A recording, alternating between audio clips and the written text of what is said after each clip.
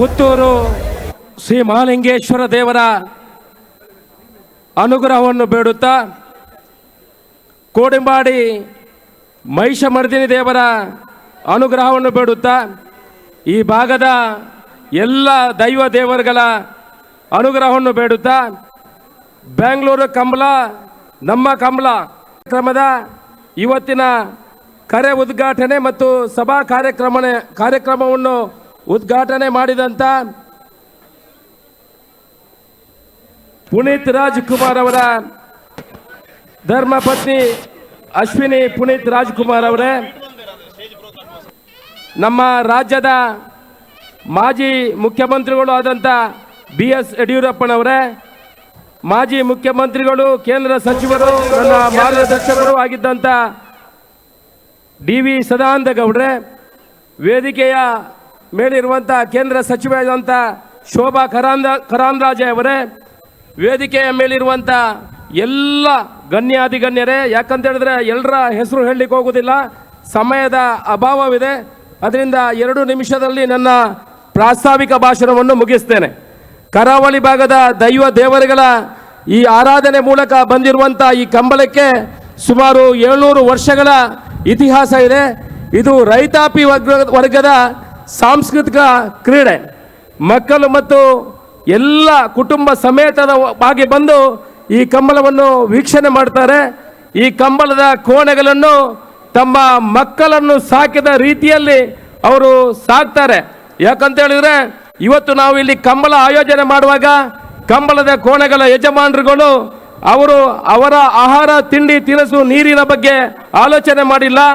ಅವರು ನಮ್ಮ ಹತ್ರ ವಿನಂತಿ ಮಾಡಿಕೊಂಡದೇನಂತ ಹೇಳಿದ್ರೆ, ನಮ್ಮ ಕಂಬಳದ ಕೋಣೆಗಳಿಗೆ ಕುಡಿಲಿಕ್ಕೆ ನೀರು ನಮ್ಮ ಊರಿನಿಂದಲೇ ತರಬೇಕು. ಯಾಕಂತ ಹೇಳಿದ್ರೆ ನಾವು ಅವರಿಗೆ ಮಿನರಲ್ ವಾಟರ್ ಕೊಡ್ತೇವೆ ಅಂತ ಹೇಳಿದ್ವಿ, ಆದರೂ ಕೂಡ ನಮಗೆ ನೀರು ಅಲ್ಲಿಂದಲೇ ಬೇಕು.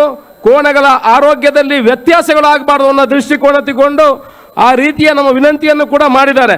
ಅಂದರೆ ಇದರಲ್ಲಿ ಏನು ವ್ಯಕ್ತ ಆಗ್ತದೆ ಅಂತ ಹೇಳಿದರೆ, ಅವರು ತಮ್ಮ ಕುಟುಂಬದಿಂದ ಹೆಚ್ಚು ಆ ಕೋಣೆಗಳನ್ನು ಪ್ರೀತಿ ಮಾಡ್ತಾರೆ. ಇದು ಕೋಣೆಗಳ ಯಜಮಾನರುಗಳು ಈ ಕಂಬಳವನ್ನು ನಾವೆಲ್ಲ ಯಾಕೆ ಆಯೋಜನೆ ಮಾಡ್ತಾ ಇದ್ದೀವಿ ಅಂತ ಹೇಳಿದ್ರೆ, ಇದು ಖಂಡಿತ ಬಹುಮಾನಕ್ಕಲ್ಲ, ಇದು ಪ್ರತಿಷ್ಠೆ ಮತ್ತೆ ಅವರ ಮನೆಯ ಗೌರವಕ್ಕಾಗಿ ಈ ಕಂಬಳವನ್ನು ಆಯೋಜನೆ ಮಾಡ್ತಾ ಇದ್ದೇವೆ. ಇವತ್ತು ಸುಮಾರು 228 ಜೊತೆ ಕೋಣೆಗಳು ನಮ್ಮಲ್ಲಿ ಇಲ್ಲಿ ರಿಜಿಸ್ಟ್ರೇಷನ್ ಆಗಿತ್ತು. ಆದರೆ ಬರೀ ನಾವು ಅದನ್ನು ಫಿಲ್ಟ್ರೇಷನ್ ಮಾಡಿ ಯಾವ ಕೋಣೆಗಳು ಸುಮಾರು 13 ಸೆಕೆಂಡಿನಲ್ಲಿ ಕರೆ ತಲುಪ್ತವೆ ಅಂಥ ಕೋಣೆಗಳನ್ನು ಮಾತ್ರ ಆಯ್ಕೆ ಮಾಡಿ ಸುಮಾರು 178 ಜೊತೆ ಕೋಣೆಗಳನ್ನು ನಾವು ಇಲ್ಲಿ ಆಯ್ಕೆ ಮಾಡಿದ್ದೀವಿ. ಸುಮಾರು 20 ರಿಂದ 25 ಲಕ್ಷ ಜನ ಕರಾವಳಿ ಭಾಗದ ಜನರು ಇವತ್ತು ದಕ್ಷಿಣ ಕನ್ನಡ ಜಿಲ್ಲೆ ಈ ಬೆಂಗಳೂರಿನಲ್ಲಿ ವಾಸ ಮಾಡ್ತಾ ಇದ್ದಾರೆ. ಇದು ಈ ಕಂಬಳವನ್ನು ನಾವು ದಕ್ಷಿಣ ಕನ್ನಡ ಜಿಲ್ಲೆಯಲ್ಲಿ ನಿರಂತರ ಮಾಡ್ತಾ ಇದ್ದೀವಿ. ಈಗ ರಾಜ್ಯಕ್ಕೆ ಇದನ್ನು ಪರಿಚಯ ಮಾಡಬೇಕು. ನಮ್ಮ ಕರಾವಳಿ ಭಾಗದ ಈ ಕ್ರೀಡೆಯನ್ನು ಇಡೀ ರಾಜ್ಯಕ್ಕೆ ಮತ್ತು ದೇಶಕ್ಕೆ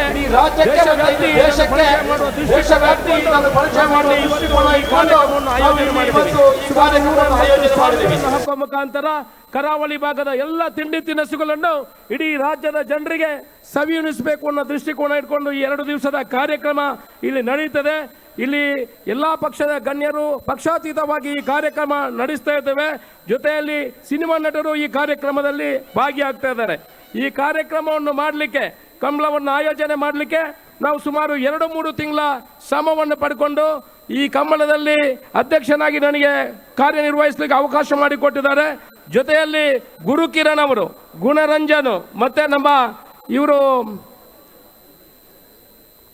ತುಳು ಸಂಘಟನೆಯ ಸುಂದರ್ ರಾಜ್ ರೈಗಳು ಸೇರಿ ಇವತ್ತು ಪ್ರಕಾಶ್ ಶೆಟ್ಟಿ ಅವರ ಮಾರ್ಗದರ್ಶನದಲ್ಲಿ ಪ್ರಕಾಶ್ ಶೆಟ್ಟಿ ಅವರ ಹತ್ರ ನಾವು ಕೇಳಿಕೊಂಡಾಗ ಅವರು ಇಲ್ಲ, ನಿಮ್ಮ ಆಶೀರ್ವಾದವಿದೆ, ನೀವು ಕಂಬಳವನ್ನು ಮಾಡಿ ಅನ್ನೋ ವಿಚಾರವನ್ನು ನಮ್ಮ ಗಮನಕ್ಕೆ ತಂದರು.